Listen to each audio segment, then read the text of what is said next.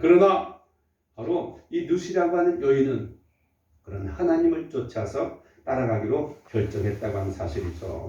세 번째로는 바로 섬김의 결단이다라고 볼 수 있습니다. 사실 이 모압이라고 하는 나라와 또 이스라엘, 유다 나라와는 상당히 미묘한 그런 관계였습니다. 좀 추적에 올라가면은 조상은 같을 수 있었습니다. 그러나 언제부터인지 그는 갈라져 있었고 오히려 그들은 어떤 이웃보다도 더 못한 그런 이웃으로서의 관계를 맺을 수밖에 없습니다. 우리나라와 북한과의 관계가 똑같죠. 같은 언어를 쓰고 같은 한 민족이면서도 서로 다른 이념과 사상 때문에 개개인이 아닌 그런 국가 간의 정부 때문에 그들은 서로 갈라져 있었고 오랜 기간 머물러 있음을 통해서 많은 그런 벽이 있습니다. 그런데 바로 모압과 이스라엘도 마찬가지였습니다. 그는 그런 이방인 여인이었습니다. 그리고 소외받은, 멸시받은, 그리고 가난한 배경도 없는 시어머니를 따라온 그런 이방인 여인이었습니다. 남편도 없고 자식도 없고 재산도 없고 오직 늙어 빠진 시어머니밖에 없는 그런 형편 속에서 그는 바로 그를 섬기기로 작정했습니다. 내 나라도 이 사람의 자식도 다 잃어버리고 남편도 잃어버린 이 여인에서 내가 수고하고 애써야 되겠다. 그래서 그는 참 솔선해서 시어머니를 공경하고 효담으로 이제 그는 섬기게 되어졌던 것이죠. 바로 이런 사람들이 사실 우리 주변에도 많이 있습니다. 보다 더 편한 길이 있고 손 쉬는 길이 있고 안락의 삶이 있지만 나보다 어려운 사람들 위해서 희생하기 위해서 오지에 가가지고 정말 선교하고 또 봉사하고 또 남모르는 사람들에게 자기의 재물을 쫓아가지고 나눠줌을 통해서 그들이 정말 큰 혜택을 받을 수 있게 하는 사람들이 많이 있습니다. 이런 사람들의 수고와 애씀을 통해서 세계가 이렇게 운행되고 있다라고도 볼 수가 있겠는데요. 근데 우리가 오늘 정말 살펴보고자 하는 것은 바로 이런 결단을 통해서 누시 하나님께 축복을 받았을 뿐만 아니라 그와 관계된 모든 사람들에게 많은 그런 축복을 나눠줬는데 어떤 축복이 있는가를 함께 살펴보기를 원하는 것입니다. 하나님께서 아브라함을 불러주실 때도 그렇게 말씀하셨습니다. 내가 너로 인하여 모든 사람의 복을 받게 하겠다. 그래서 네가 복을 주는 자에게 복을 받게 하고 저주한 자는 저주가 내리게 하겠다라고 말씀하셨던 것처럼 오늘 하나님께 눕기를 통해서 누시라고 한 여인에게 그런 말씀을 주지 않았지만은 누시의 삶을 통해서 하나님은 그와 관계된 사람들에게 놀라운 은혜와 복을 주셨습니다. 첫 번째 그가 끼친 축복이 무엇인가 보면은 이 나오미라고 하는 여인에게 큰 그런 축복된 존재가 되어졌다는 사실이죠. 우리가 인간적으로 볼 때 나오미라는 여자는 참 기구한 여인이었습니다. 남편 따라서 자식들과 함께 어려운 그런 이민의 길을 떠났다가 며느리 얻어서 잘됐다 생각했는데 그만 어쩐 일인지 몰라도 남편 잃어버리고 자식들 다 죽어버렸고 이제 손주 하나 보지 못한 가운데 그는 며느리를 떠나보낼 수밖에 없었습니다. 야, 너희도 고향으로 돌아가서 친정으로 돌아가서 너희도 새로운 인생을 살아라. 나야 어차피 뭐 이런 인생인데 나나 불행해야지. 너희들은 그렇게 할 수 없다고 생각했던 그였습니다. 그리고 어쩔 수 없이 그는 고향 땅으로 돌아올 수밖에 없었습니다. 그런 그에게 이 누시라고 하는 여인은 굉장히 큰 은혜를 그러나 축복의 존재가 되었던 것을 우리가 볼 수가 있겠는데요. 우리가 14절을 보면은 그런 말씀이 나오게 있습니다. 14절에 보면은 여인들이 나오미에게 이르되 찬송할지로다 여호와께서 오늘 내게 기업 물을 자가 없게 하지 아니하셨도다. 이 아이 이름이 이스라엘 중에 유명하게 되기를 원하노라. 사실 생각해 보세요. 남편은 죽었고 자식들도 다 죽었고 며느리는 손주 하나 없는 그런 관계 속에서 그의 가문은 이대로 끝날 수밖에 없었습니다.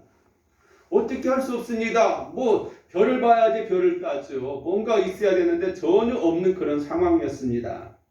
그런데 바로 누세 그는 섬김을 받았고 사랑을 받았고 보살핌을 받았고 그리고 그가 보아스가 결혼해가지고 자식을 낳음을 통해서 그 자식을 그의 가문을 이어갈 수 있는 그런 귀한 그런 이제 손자를 얻게 되어졌던 것을 보게 되어진다고 하는 사실이죠. 우리가 그 유대 나라도 우리나라처럼요 그 가문을 이어가는 일이 얼마나 소중하게 생각하는지 몰라요. 우리가 성경을 보면은 읽다가 굉장히 막힌 부분이 많아요.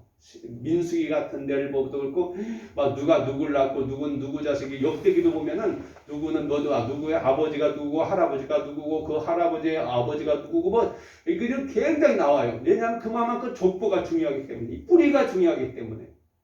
그런데 바로 그것이 끊어져 버릴 밖에 없는 그런 위기 속에서 이 사람은 이 나오미는 그 가정을 이어갈 수 있는 그런 책임을 다했다고 말씀하고 있는 것이죠. 그것이 굉장히 중요한 겁니다. 사실 내가 수고하고 있음을 통해서 누군가 절망 속에 있는 사람들이 소망을 갖게 되어주고 살아갈 수 있는 길을 준다고 하는 것은 굉장히 복된 일이 아닐 수 없습니다. 그 다음에 두 번째 생각해 볼 수 있는 것은 무슨 보아스에게도 아주 축복된 존재가 되어졌습니다.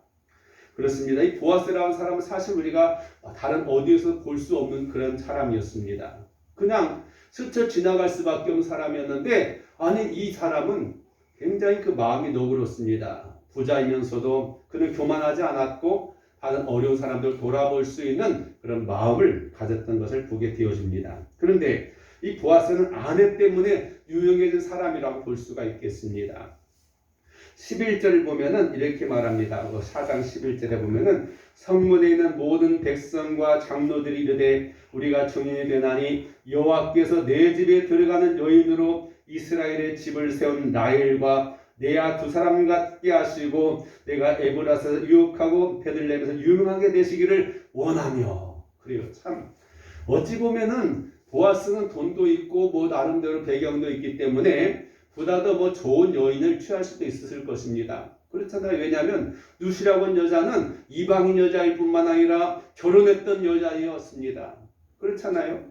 그 배경도 알 수 없는, 오늘 우리가 결혼하기 위해서는 그 사람이 어떤 집안 속에서 어떤 그런 배경을 가지고 있나도 살피게 되는데 모르겠습니다. 전혀 그런 건 나와 있지 않습니다. 그런데 그런 여인이 다만 그 시어머니를 생각하고 섬기는 그런 모습의 아름다움만 바라보고 그를 위해서 사실은 그 얼마나 애썼습니까? 원래 첫 번째 기업 물을 자가 있었음에도 불구하고 그는 자기가 이 여인을 찾아서 그 여인과 함께 결혼하기를 원했던 그런 마음과 노력을 보게 되면 바로 보아스는 누시라고 하는 여인을 얻음을 통해서 이와 같이 장로들의 축복을 받게 되어지고 특별히 그 축복 가운데 나엘과 레아가 나오죠. 사실 이스라엘 백성들을 그 족보를 거슬러 올라가게 되면 이 나엘과 레아라고 하는 그 여인이 그 자매가 아주 중요한 역할을 하게 됩니다. 원래 그 집안은 아브라함의 집안은 원래 씨가 굉장히 귀한 집안 아닙니까? 아브라함이 75세가 되었을 때도 자식이 없었고 100세나 돼가지고 겨우 얻었던 자식이 이삭이었습니다. 근데 그 이삭도 오랫동안 저 자식을 갖지 못했어요. 그러다가 어떻게 겨우 얻었던 것이 바로 이제 쌍둥이를 얻게 되어졌고 그 가운데 바로 에서는 떠나가게 되고 야곱밖에 없었습니다. 그 집안 손이 귀한 집안이에요. 근데 이 야곱이란 사람이 외삼촌 집에 가가지고 이 나엘과 레아 여인을 통해서 그리고 그의 종들을 통해서 4명의 부인을 통해서 드디어 이스라엘 12지파가 탄생하게 되어졌던 거죠. 바로 이 사람들은 이 보아스를 통해서 그와 같은 레아와 나엘처럼 한 민족을 일으켜 세울 수 있는 그런 집안의 여인 되기를 축원하고 있는 것을 보게 되어집니다. 그래서 그는 참으로 굉장히 큰 그런 은혜와 축복을 받게 되어지고 예수님의 그 족보 가운데 당당히 들어설 수 있는 그런 명예를 얻게 되어졌던 걸 보게 됩니다. 세 번째로는요, 바로 룻은 베들레헴의 축복된 그런 존재가 되어졌습니다. 사실 베들레헴이라고 하는 그런 지역은요, 우리 식으로 말하면 우리 백산 같은 그런 지역이라고 볼 수 있습니다. 우리가 볼 때 우리가 사는 지역이니까 백산 이렇게 하면 뭐 그래도 알 수 있지만 서울에 있는 사람들이 백산을 알까요? 전혀 모르는 이야기죠. 관심도 없습니다. 거기서 뭐가 있는데? 그가 뭐 어떤 곳인데? 전혀 관심도 없고 알 이유도 없는 것이 우리가 사는 지역 아니겠습니까? 베들레헴은 바로 그런 지역입니다. 유대라고 하는 지역 속에서 전혀 이름도 이제 알려지지도 않는 그런 곳입니다. 그런데 룻이라고 한 여인이 그곳에 이제 시어머니 모시고 왔었을 때 보아스와의 만남을 통해서 그것은 굉장히 유명한 곳이 되어줄 수밖에 없었게 되었습니다. 그래서 오늘 우리가 이제 이번 주에 크리스마스가 성탄절이 있는데 성탄절 하면 꼭 등장하는 지역이 나오잖아요. 바로 어디요? 바로 베들레헴입니다. 이스라엘 수도의 예루살렘도 아니고 다른 어떤 그런 지역이 아니라 베들레헴이 나와요. 바로 이것이 이 룻과 관계되어지는 그런 지역이 되죠. 그래서 오늘날 우리나라 사람들이 그냥 이스라엘의 그 성지 순례 가게 되면 들리는 곳 중 하나가 어디예요? 바로 베들레헴입니다. 도대체 예수님이 태어난 곳이 어떤 곳인가? 베들레헴에 한번 가보자. 이 다윗이 태어난 곳이 살았던 것이 어떤 곳인가? 그의 고향이 어딘가? 베들레헴에 가보자. 이 모든 근원이 어디서부터요? 룻이라고 하는 여인을 통해서 연결점이 있는 것을 알게 됩니다. 그래서 베들레헴이 굉장히 유명한 곳이 될 수밖에 없었어요. 시골에 이름 없는 곳이고 아무도 찾지 않는 그런 곳이 그렇게 될 수밖에 없었던 것은 바로 이 여인의 그런 축복이 그곳에 머물게 되어졌기 때문에 되었다고 볼 수가 있습니다. 11절과 12절에 보면 이렇게 되는 걸 볼 수 있는데요. 특별히 보면 재미있는 말은요. 12절에 이런 말씀이 나옵니다. 여호와께서 이 젊은 여자로 말미암아 내게 상속자를 주사 내 집이 다말이 유다에게 낳아준 베레스의 집과 같게 하시기를 원하노라. 여기서 보면요. 이 베레스라고 하는 사람이 나오죠. 근데 이 사람을 누가 낳아줬어요? 다말이라는 사람이 나왔어요. 근데 여기서 우리가 아는 것처럼 중요한 게 뭐냐면 다말이라고 하는 사람은 누굽니까? 자기 시아버지와 관계해가지고 낳은 아들이 바로 베레스예요. 우리가 인류 세상에 우리 이치로 보면은 굉장히 부도덕한 일이고 거론하기도 부끄러운 일이 아닐 수 없어요. 아니 그런 일이 어디가 있어? 세상에 망하려고 별짓 다 오는군 하는데 여기서 중요한 것은 이들이 이렇게 말했던 이유 중에 하나가 뭡니까? 거기서 반 유다 족속이 나올 수밖에 없었고 이어질 수 있게 되어졌는데요. 그것은 중요한 게 뭐냐? 이 가계를 이어가게 한다고 하는 것이 어떤 세상에 그런 것보다 더 중요하다고 생각했던 거예요. 바로 다말이라는 여인은 그가 음란해서가 아니라 어떻게 하든지 그 집안을 이어갈 수 있는 그런 끈을 세우겠다고 하는 그런 마음이, 그런 믿음이, 그런 결단이 그렇게 자기를 갖고 꾸며가지고 시아버지와 관계에 맺어서라도 그 집안을 이끌어가겠다는 그 결심, 이것을 성경은 높이 보는 것입니다. 그 중심이 어디가 있느냐가 중요하죠. 이 사람이 그렇게 성적으로 부도덕한 여자라서 그런 게 아니라 오직 그 집안을 이어야 되겠는데 이대로 나면 끝날 수밖에 없다라고 하는 그런 절박함 속에서 그 일을 시행했기 때문에 사람들이 그를 사실 어찌 보면 부끄러운 조상일 수 있습니다. 그런데 우리 그 지역 사람들이 이 베들레헴 사람들은 유다 소속에 속했기 때문에 모두가 그 사람의 후손이라고 말할 수 있어요. 그런데 바로 다말이 유다에게 낳아준 베레스의 집과 같게 되기를 원한다라고 말하고 있죠. 그의 집을 이어갈 수 있는 끈이 됐다는 거죠. 바로 그렇게 말하는 걸 보게 되죠. 그래서 바로 그것은 어떻게 됐어요? 바로 다윗의 동네라고 하는 별명이 붙어버렸죠. 베들레헴은 바로 그런 지역이 되었던 거죠. 그 다음에 네 번째 본 이스라엘 민족의 큰 축복된 그런 존재가 되었습니다. 왜냐하면 룻은 나오미와 보아스를 가지고 그렇게 결혼함으로써 자식을 낳게 되어지고 우리가 살펴본 것은 17절 이하에 보니까 어떻게 됐어요? 바로 족보로 끝을 맺잖아요. 그의 이웃 여인들이 그에게 이름을 지어주되 나오미에게 아들이 태어났다에 그 이름을 오벳이라 했는데 그는 다윗의 아버지인 이새의 아버지였더라.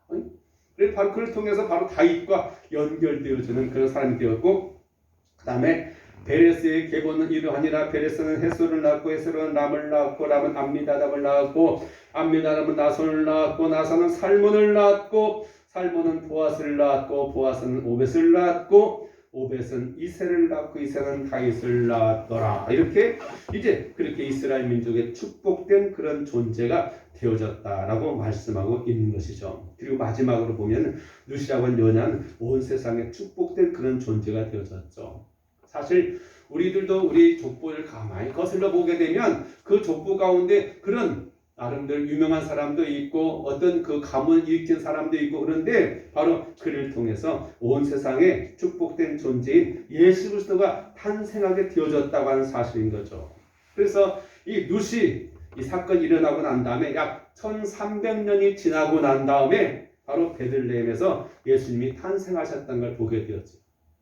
사실 1300년 저희라면 어떤 시대입니까? 우리나라 보면은 굉장히 오랜 시대를 거슬러 가야 되고요. 고려 시대나 될까요? 그렇게 되는데 바로 하나님께서는 이와 같이 이스라엘 백성들에게 큰 은혜를 이 룻이라고 하는 이방인 여인을 통해서 하게 되는데 왜 좀 보게 되면 결론적으로 보게 되면요. 사실 이 누시라고 한 여인은 외국 이방인 여자였고 유대인도 아니었었는데 그를 통해서 하나님께서 그렇게 큰 은혜와 복을 주신 이유가 어디가 있겠습니까? 하나님 어떤 특정한 사람만을 사랑하는 것이 아니고 특정한 민족만을 사랑하는 것이 아니라 누구든지 믿음을 갖고 하나님의 뜻을 따라가게 되게 되면 죄인이 변화의 은이 되어지고 하나님의 놀라운 그런 축복의 도구가 될 수 있는 것을 우리는 알게 되어진다는 사실이죠. 오늘 우리가 내 자신을 살펴볼 때 허물도 많고 하나님께 부끄러움도 많고 연약하고 실수도 많이 하는 존재다 할지라도 하나님께서 그것 가지고 너 틀려먹었어, 너 나 얼굴도 보지 마, 내 이름 부르지도 마, 그런 사람으로 아니라 얼마든지 누구든지 용서받을 수 있고 하나님 안에서 축복된 존재가 돼 자신만 복받은 게 아니라 완전히 무슨 팔 잡혔잖아요. 그냥 부잣집에 그냥 가가지고 자식도 낳아가지고 그 시어머니에게 줘가지고 집안도 있게 되고 또 그의 가문도 세워가지고 그를 통해서 다윗의 할아버지도 낳게 만들고 아주 뭐 놀라운 일을 하게 됐는데 이것이 하나님의 놀라운 그런 다양한 축복인 것을 우리가 기억할 필요가 있습니다. 오늘 우리도 지금 현재 현실만을 바라보지 말고 이 누세의 결단처럼 누세의 신앙처럼 누세의 헌신처럼 우리가 하나님의 약속을 바라보고 그의 복을 바라본다고 한다면 바로 우리를 통해서 놀랍게 역사할 줄로 믿습니다. 지금 우리 현실이 어렵습니다. 그러나 이런 어려움들이 오늘 우리를 통해서 더 우리가 어떻게 태도를 취하고 어떻게 나가느냐에 따라서 하나님의 놀라운 은혜로 축복으로 변화될 줄로 믿습니다. 기도드리겠습니다. 사랑하시는 아버지 하나님 감사드립니다. 눈빛을 살펴봄을 통해서 참으로 암울했던 정말로 아무런 희망도 기대할 수 없는 그런 절망 가운데 그들이 하나님의 크신 은혜와 누수의 헌신과 신앙의 결단 그리고 그의 태도를 통해서 놀랍게 변화시키는 주변 사람들 모두가 복되게 하고 우리를 웃음짓게 만드는 존재가 되어졌던 것처럼 우리 또한 그렇게 복된 존재가 됨으로 통해서 하나님의 뜻을 이룰 뿐만이 아니라 우리 주변 사람들의 큰 그런 복의 근원들이 되어줄 수 있도록 인도하옵소서. 물론 그 가운데는 우리의 희생이 있을 수 있습니다. 우리의 많은 걸 포기할 수밖에 없는 그런 상황도 있습니다. 그러나 하나님께 이 모든 걸 보시고 아름답게 변하실 것을 기대하고 믿음에 승리할 수 있도록 도와주옵소서. 예수님 이름으로 기도드리옵나이다. 아멘. 네, 212장 함께 찬송드리면서 주님께 찬송드리겠습니다.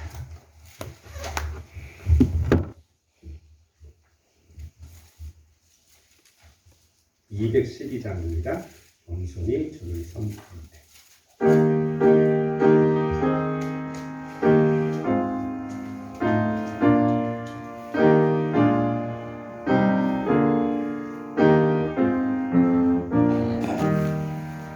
겸손히 주를 섬길 때 괴로운 은혜 받으나 구주여 내게 힘주사 잘 감당하게 하소서. 인자한 나를 가지고 사람을 만나시키며 갈 길을 내는 우리를 잘 인도하게 하소서. 구주의 귀한 인내를 깨달아 알게 하시고 굳건한 믿음 주셔서 늘 승리하게 하소서. 장래의 영광 비추사 소망이 되게 하시며 구주와 함께 살면서 참 평강 얻게 하소서. 아멘. 네, 광고의 말씀 드리겠습니다.